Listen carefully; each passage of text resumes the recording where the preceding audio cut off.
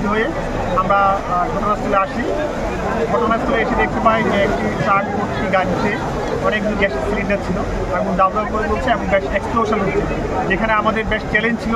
আমাদের fire fighter যারা আছে, আমরা যারা আছি, তাদের সকলকে সেফ রেখে আগুনটা কন্ট্রোল করা আমাদের জন্য বেশ চ্যালেঞ্জ।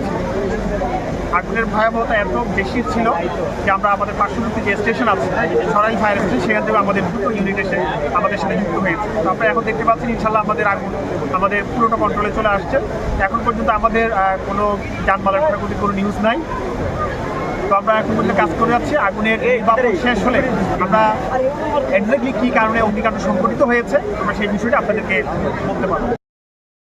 সেখানে আপনারা যেগুলো সিলিন্ডার দেখতে পাচ্ছেন এক ট্রাক ভর্তি, আমাদের কাউন্ট করার এখনো সময় হয়নি। আমরা এখন নির্বাপন কাজে ব্যস্ত আছি। আমরা পুরোনো কাউন্ট করে এক্স্যাক্টলি সর্বশেষ আপনাদেরকে প্রপারলি আমরা তথ্য দিতে পারবো।